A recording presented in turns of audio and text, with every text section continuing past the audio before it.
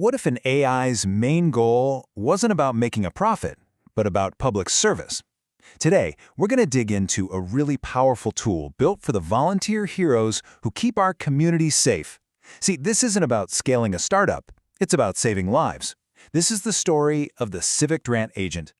All right, so to really get why this tool is such a game changer, we have to start with a pretty serious problem. The volunteer fire departments and EMS agencies we all count on, they are critically underfunded. They rely on grants to buy the essential, life-saving gear they need, but actually getting that money is this massive hidden struggle. And this quote right here, it gets to the absolute heart of the problem, what the developer calls a cruel irony. Think about it. The very same people who volunteer their nights and weekends to save lives are also somehow expected to become expert grant writers in their spare time. It's just a lot to ask. Now let that number sink in for a second. Over 20 hours a week. For people who already have full-time jobs and families, this is way more than just an admin task. It's time that gets stolen from essential training, from maintaining their equipment, or, from simply resting before the next emergency call rings. And the result? Millions in available funding just goes unclaimed every single year. Now you might be thinking, well, aren't there tools for this? And yeah, there are. But they expose what's called a civic tech gap. These commercial platforms, they exist, but they cost anywhere from $200 to $500 a month. That is completely out of reach for a small volunteer department. It creates this vicious cycle. You need money to get the tool that helps you get money. So how do you break that cycle? Well, this is where the Civic Grant Agent comes in. And look, this is not just another app.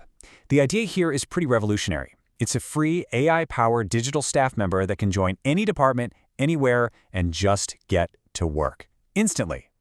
So the crucial point is what it actually does. This is an autonomous system. It goes out and actively scans for opportunities. It filters out all the noise to find the grants a department is actually eligible for. And then get this, it writes a professional first draft of the application. It takes on the most time-consuming parts of the whole process. And this is where things get incredibly simple for the person using it. That 20-hour-a-week nightmare, it's transformed. You just chat with the agent about your department, you review the matches it finds for you, and you click a button to generate a draft. All the heavy lifting is done for you.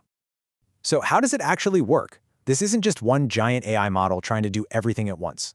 The system's power really comes from a team of specialized AI agents, where each one has a very specific job and they all work together. I love this slide because the analogies just make it so clear. First, you've got the interviewer. It chats with the user to learn everything about their department. Then, the scout goes out and finds and validates all the potential grants. And finally, the drafter takes all that info and actually writes the application. It's like a digital assembly line for getting funding. But, getting a team of AI agents to work together smoothly, well, that's not always easy. The developer ran into a pretty big technical hurdle that could have derailed the whole project, a problem called state confusion. And this is the core question, right? How does one agent know when its job is done and it's time to pass the baton to the next one? Like, how does the interviewer know when to stop asking questions so the scout can take over? Without clear rules, the whole system can just fall apart. And at first, that's exactly what was happening. The agents would get stuck. The interviewer would just keep asking questions forever instead of moving on. Now imagine you're a busy fire chief. That would make the whole system totally useless. You just give up. The solution was just so elegant. They built a manager, a fourth agent, the orchestrator, whose only job is to direct traffic. It watches the whole process, it knows whose turn it is, and it makes sure there's a smooth handoff every time. It's basically the team captain that makes the whole system work. So, we've seen the problem, the solution, and the clever tech behind it all. But the real story here is the why. It's a philosophy that points to a whole new way of doing civic tech, one that's driven by volunteers, it's open source, and it's hyper-focused on a community that really needs the help. And this really speaks to the project's core promise. It's not just free now, it's going to be free forever. No hidden costs, no trials, and this is a huge one.